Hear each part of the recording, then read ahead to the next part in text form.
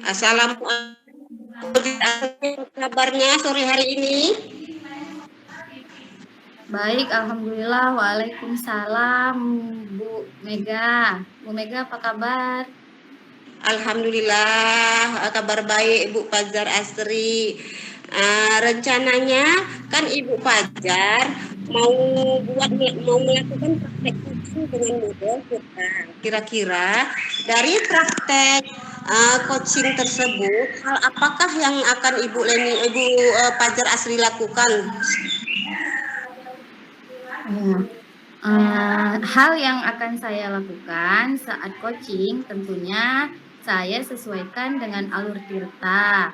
Yang pertama, saya akan menggali informasi tujuan utamanya dulu.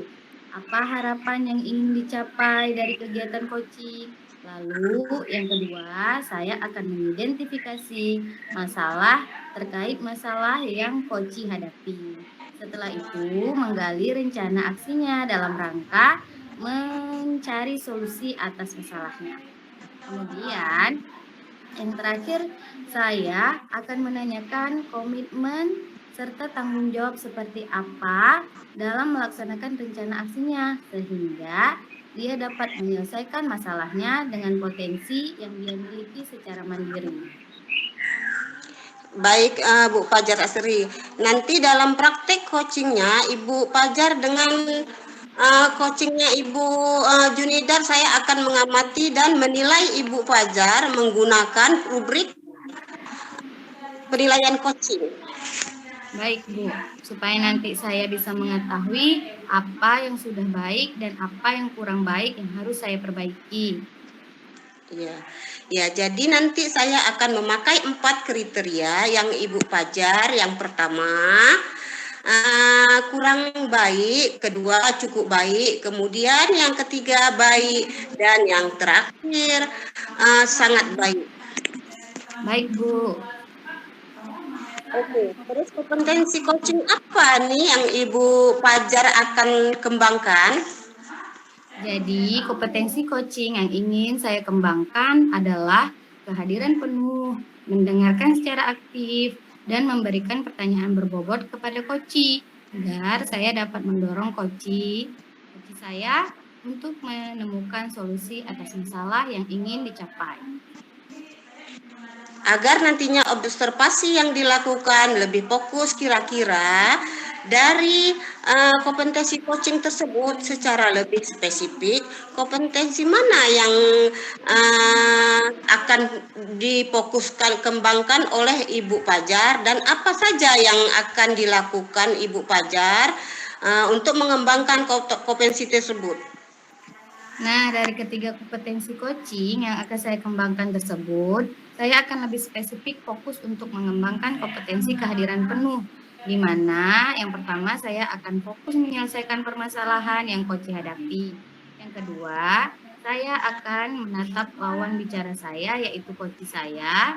Yang ketiga, saya tidak akan melakukan aktivitas lain selain aktivitas coaching. Dan yang terakhir, saya akan menyimak apa yang akan disampaikan oleh coach saya, Bu. Baik, Ibu Fajar.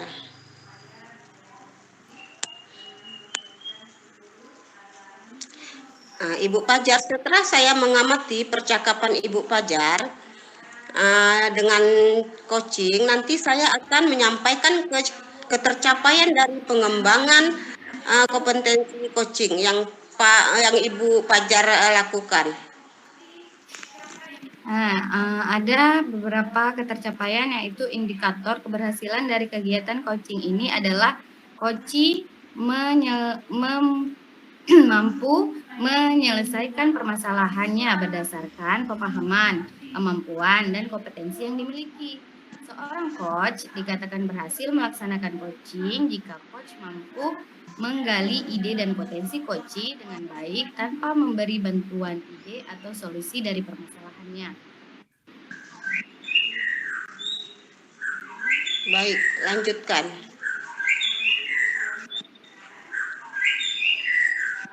Baik.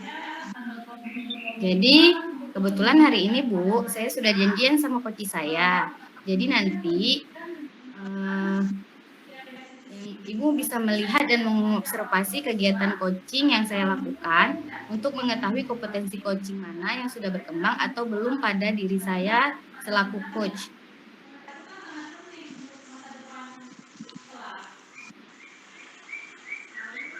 Nah, silakan Ibu langsung ke Ibu Junidar. Assalamualaikum Bu Junidar. Waalaikumsalam Bu Fajar. Selamat siang Bu Junidar. Siang juga nih Bu Fajar. Gimana kabarnya Bu? Alhamdulillah baik Bu. Ibu sendiri gimana kabarnya? Alhamdulillah saya juga baik. Tadi Ibu bilang mau ngobrol sedikit. Apa nih yang mau Ibu omongin pada siang ini? Iya nih Bu, maaf ya sebelumnya kalau saya mengganggu waktu Ibu sebentar. Ada sih yang ingin saya bicarakan kepada Ibu terkait siswa saya Bu. Ada salah seorang siswa saya yang bernama Syahdu. Itu tingkahnya kayak gimana ya Bu ya, kok dibilangnya seperti kurang sopan lah gitu Bu. Selain kurang sopan pun kan tingkahnya itu kurang terpuji gitu. Jadi itu mengganjal di hati saya gitu. Kenapa anak ini seperti itu gitu. Maksudnya itulah yang mengganjal di hati saya yang ingin coba saya ceritakan sama Ibu. Oh, jadi mau ngobrol ada siswa Ibu yang mempunyai perilaku yang kurang terpuji atau tidak sopan lah gitu. Nah, jadi apa yang Ibu harapkan pada perbincangan kita hari ini? Ya saya berharap Bu dari percakapan atau perbincangan kita hari ini saya dapat menemukan solusi Bu dari masalah murid saya tersebut. Ya setidaknya ya ada ganjal-ganjal di hati ini Bu kan bisa sedikit mengurangi gitu, bisa bercerita kepada Ibu gitu. Siapa tahu saya punya solusi terhadap permasalahan saya ini Bu. Ya, baik Bu Junidar. Jadi menurut Bu Junidar, anak yang baik dan sopan itu seperti apa? Kalau menurut saya ya Bu ya, ini menurut saya gitu Bu ya. Baik dan sopan itu kan ya dari dia berbicara itu bukan antara guru, teman, itu dia bisa beda, tidak kasar lah. Mungkin jangan berbicara kepada gurunya tuh seperti dia berbicara kepada temannya gitu. Teman mainnya itu kan enggak sopan gitu. Terus sama teman-temannya ketika bermain dia kasar main mukul gitu. Asal aja gitu sama teman-temannya. Nah, ya maunya kan ketika dia bermain sama temennya ya baik gitu, tidak kawannya main asal dipukul. Nah ketika pembelajaran itu kan biasanya dia itu jawab tuh suka-suka hati, kalau kita suruh pun bukan kita suruh gitu, kita tanyakan pendapatnya tuh dia asal jawab. Ya namanya sopan dan baik itu ya dia bisa berperilaku sopan di kelas. Ketika permisi ya dia permisi, atau ketika dia mau keluar atau dia mau apa tuh dia permisi, bukan main-main keluar keluar aja gitu. Itu kalau menurut saya gitu Bu ya, yang namanya sopan dan berakhlak terpuji itu ya seperti itu gitu Bu. Ya Bu Junidar. Berarti apa yang bisa Bu Junidar lakukan agar siswa tersebut bisa mempunyai tingkah yang terpuji? Dengan kata lain, ia memiliki sopan santun begitu Bu. Tentunya ya Bu ya, saya berusaha menanamkan dalam diri siswa saya si Syahdu itu bahwa perilaku yang terpuji itu atau sopan santun itu sangat diperlukan Bu di dalam masyarakat gitu. Ya dengan kita berbicara dari hati ke hati gitu, kita bilang kepada dia bahwa sopan santun itu diperlukan nak. Ketika kamu tidak sopan santun, orang nggak mau berteman dengan kamu. Di masyarakat juga seperti itu. Ketika kita tidak punya akhlak yang terpuji atau tidak punya sopan santun, kamu nggak juga mau orang berteman. Nah kalau kamu nggak ada temennya kan sayang juga gitu. Artinya saya menanamkan kepada dia bahwa akhlak terpuji, sikap yang sopan santun itu wajib kita miliki gitu. Bukan itu nggak wajib gitu, karena itu sangat-sangat diperlukan untuk kehidupan kamu baik sekarang maupun di masa yang akan datang.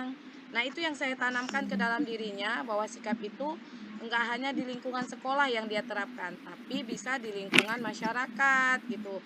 Ketika dia bermain dengan teman-teman, saya juga memberikan contoh. Coba lihat, dia yang punya akhlak yang terpuji. Teman-temannya suka kan ketika berteman dengan kamu, ketika berteman dengan dia gitu. Artinya ketika kita punya sifat yang terpuji, orang pun akan berteman dengan kita dengan senang hati gitu. Ya seperti itu yang saya tanamkan kepada syahdu tersebut, Bu. Iya, benar sekali, Bu Junindar. Jadi kira-kira dari skala 1 sampai 10 dengan kondisi seperti itu siswa ada di level berapa, Bu? Kalau menurut saya ya, saat ini gitu ya, si syahdu itu berada di level 50 lah, Bu. Kalau menurut saya, dengan saya melihat tingkahnya itu, perilakunya, sifatnya itu berada di level 50 gitu, Bu. Melihat kondisi seperti ini, level berapa yang Ibu Junindar inginkan? Yang saya inginkan ya sudah pasti maunya sih di level 100 gitu, Bu.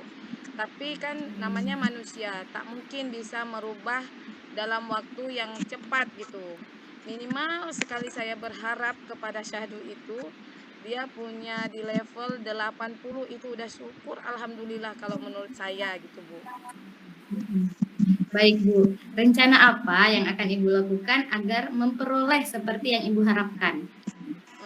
Rencananya ya, Bu ya, yang saya lakukan itu adalah pertama saya seperti yang saya katakan tadi, saya berbicara dari hati ke hati kepada syahdu. Ketika dia berbuat salah misalnya, saya bilang sama dia, ya tidak saya bilang salah lah kepada dia. Cuman saya nasihati, saya tanya, saya ajak berbicara, seperti layaknya seorang teman gitu kan. Ya waktu kita ajak bicara dia ya iya iya aja gitu. Tapi kemudian besok lah tingkahnya begitu lagi gitu. Akhirnya saya melihat gini, kenapa anak ini? Apa ini karena saya pun kan baru di kelas 6, sebelumnya kan dia di kelas 5. Jadi saya bertanya kepada wali kelasnya yang sebelumnya, apakah dia ini dulunya juga seperti itu atau ketika kelas 6. Nah, kalau dia kelas 6 itu kan menjadi PR tersendiri bagi kita gitu. Jadi yang saya lakukan adalah saya berkonsultasi kepada wali kelas sebelumnya dan rekan-rekan sejawat saya gitu. Bagaimana menghadapi anak-anak yang punya sifat seperti itu gitu. Tidak mungkin kan, bukan? Anak yang punya sifat seperti itu kita biarkan saja gitu. Alah, biar aja situ, kan bukan anak kita, tapi itu kan tidak mungkin gitu. Jadi usaha yang udah saya lakukan itu adalah saya bertanya kepada wali kelasnya, dan ternyata wali kelasnya itu menjawab bahwa dia memang dari dulu seperti itu gitu. Kemudian saya bertanya kepada rekan sejawat saya yang lain yang ada di sekolah saya, dan mereka memberikan trik-trik tertentu. Tapi itu juga udah saya lakukan gitu, Bu. Bagus sekali rencana Ibu. Mudah-mudahan berhasil ya, Bu ya. Amin, insya Allah ya, Bu ya. Jadi apa komitmen Ibu yang akan Ibu lakukan terhadap rencana Ibu? Saya ingin yang ingin saya lakukan itu adalah saya memanggil orang tuanya, karena pendidikan sejatinya itu terjadi jika proses pendidikan itu akan berhasil jika terjadi dua arah antara guru dan orang tua gitu. Apalah artinya guru berusaha semaksimal mungkin jika orang tua tidak kita libatkan dalam pendidikan gitu. Nah, ini yang akan saya usahakan supaya saya bisa berkomunikasi dengan orang tuanya. Saya akan coba memanggilnya, atau jika mereka punya kesibukan saya akan berusaha untuk datang. Jangan-jangan orang tuanya tidak tahu kalau anak ini punya sifat seperti itu di luar. Nah, ketika di rumah mungkin orang tua menganggap anak ini santun, baik, tapi di luar ternyata luar biasa gitu sifatnya gitu. Jadi saya inginnya berkomunikasilah dengan orang tuanya supaya syahdu itu tetap minimal berada di level 80 yang saya inginkan gitu. Insya Allah ketika saya berkomitmen dan saya ingin berusaha melakukan komunikasi terhadap orang tuanya, insya Allah mudah-mudahan berhasil gitu, Bu. Baik, di penghujung coaching ini apa tindak lanjut yang akan Ibu lakukan? Saya akan terus berkomitmen, Bu. Ya namanya manusia, Bu ya, ibarat batu aja gitu. Jika setiap hari terkikis oleh air, kan dia akan hancur gitu. Jadi insya Allah ketika saya berusaha, saya merangkul dia, saya yakin bahwa anak ini juga suatu saat mempunyai bisa berubah sifatnya gitu. Itu keinginan saya. Walaupun saat ini saya mengganjal di hati saya. Mungkin saya hanya bercerita gitu bukan, tapi saya yakin bahwa anak ini juga suatu saat akan punya perilaku yang baik, perilaku yang sopan. Nah, saya berbicara dari hati ke hati sama dia. Saya juga selalu berkomunikasi dengan orang tuanya dan supaya terjalin dua arah pendidikan, enggak satu arah aja. Jadi artinya apa yang dilakukan oleh anak ini ya orang tuanya tahu di rumah gitu kan. Jadi insya Allah saya yakin dan percaya usaha ini akan membuahkan hasil gitu Bu. Mungkin nggak dalam waktu cepat, ya namanya sifat Bu ya. Walaupun lambat, tapi insya Allah saya yakin dan percaya itu akan bisa gitu Bu. Itu yang akan komitmen yang tetap akan saya lakukan, dan saya akan tetap mengarahkan kepada dia bahwa sifat sopan santun itu sangat-sangat perlu kita terapkan dalam kehidupan kita sehari-hari. Berguna untuk diri dia sendiri maupun lingkungan di sekitar dia. Jadi sehingga dia bisa dihargai ketika dia berada di lingkungan. Siapa-siapa tahu suku-suku dia nanti suatu saat bisa menjadi lorong atau gede karena dia mempunyai sifat sopan santun dan akhlak yang terpuji tersebut Bu. Itu komitmen yang akan saya lakukan. Wah, bagus sekali Bu. Saya sangat mendukung. Mudah-mudahan semua berjalan sesuai harapan Ibu ya Bu ya. Amin, insya Allah Bu, insya Allah. Mudah-mudahan Bu ya. Oke Bu. Ya, sampai di sini dulu Bu ya. Kita berbincang-bincang. Nanti mungkin kita ada waktu luang lagi untuk berbincang-bincang bersama. Terima kasih Bu Fajar sudah mau mendengarkan curhatan hati ini Bu ya. Mudah-mudahan ada jalan, mudahan setelah cerita ini terus saya tetap berkomitmen, usaha ini akan membuahkan hasil insya Allah. Mohon doanya Bu Fajar. Ya, begitu saya permisi dulu Bu. Assalamualaikum. Waalaikumsalam warahmatullahi wabarakatuh. Nah, Bu Fajar, tadi Ibu Fajar sudah melakukan coaching dengan coach. Bagaimana hasilnya? Alhamdulillah hasilnya baik Bu. Coach saya sudah menemukan solusi atas permasalahan yang dihadapinya. Baik Ibu Fajar. Laksanakan tadi terkait dengan capaian pengembangan kompetensi yang sudah Ibu Fajar sampaikan pada awal pra-observasi. Apa yang sudah Ibu Fajar lakukan untuk mencapai ketercapaian dari indikator yang sudah Ibu Fajar sebutkan tadi pada pra-observasi. Ibu Mega, jadi saya ingin mengembangkan kompetensi pemikiran penuh. Tadi pun saya sudah fokus dengan memecahkan masalah dari coach saya. Saya juga sudah mendengar secara penuh apa saja yang dibicarakan coach saya. Saya menatap coach saya dan saya juga tidak melaksanakan aktivitas lain selama kegiatan coaching. Baik Ibu Fajar. Nah, Ibu Fajar, memang tadi saya lihat Ibu Fajar sudah hadir secara penuh dengan coach. Jadi Ibu Fajar juga sudah mendengarkan secara aktif pembicaraan coach, dan Ibu Fajar sekaligus tadi Ibu Fajar sudah memberikan pertanyaan-pertanyaan yang berbobot kepada coach. Jadi Ibu Fajar sudah melaksanakan kegiatan coaching dengan sangat bagus. Terima kasih Bu udah menyampaikan penilaian atas kegiatan coaching saya tadi. Sama-sama Ibu Fajar. Setelah kegiatan coaching tadi, kira-kira rencana Ibu Fajar ke depannya, kompetensi coaching mana yang ingin lebih dikembangkan lagi? Jadi kompetensi coaching yang saya akan kembangkan lagi adalah kompetensi memberikan pertanyaan yang berbobot kepada coaching, sehingga coach saya bisa terdorong untuk memberikan ide atau solusi atas permasalahan. Nah, selanjutnya apa langkah-langkah Ibu Fajar untuk mengembangkan kompetensi coaching Ibu Fajar, khususnya kompetensi memberikan pertanyaan yang berbobot?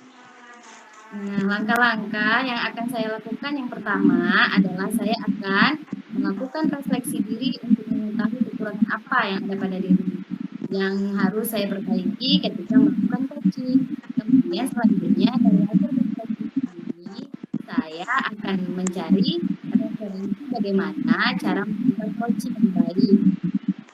Bagaimana cara memberi pertanyaan robot, atau nanti ke depannya saya akan belajar public speaking yang baik. Atau bisa juga belajar dari orang lain yang sedang melakukan praktek coaching. Nah, jadi Ibu Pajar akan mencari referensi dulu, belajar rubrik speaking, dan belajar dari pengalaman coaching orang lain. Kemudian, kira-kira kapan Ibu Pajar akan melaksanakan rencana ini? Saya akan melaksanakan rencana tersebut secepatnya, Bu. Mencari referensi di Google, di YouTube, atau media lain. Kemudian akan mengikuti kegiatan public speaking. Itu ada waktu. Dan saya yang ada waktu dan Bu. Nah, jadi kapan Ibu Pajar akan melaksanakan praktek coaching lagi? Insya Allah, kalau ada teman yang meminta, saya akan melaksanakannya lagi. Nah, mudah-mudahan pada praktik coaching yang dilakukan Ibu Pajar, kedepannya semakin lebih baik lagi. Amin. Terima kasih, Bu, sudah berkenan mengobservasi kegiatan coaching saya. Sama-sama Ibu Pajar. Kalau begitu, saya mohon izin undur diri dari perbincangan kita sore hari ini karena ada pekerjaan di luar. Silakan, Bu, silakan. Assalamualaikum Bu Pajar. Waalaikumsalam.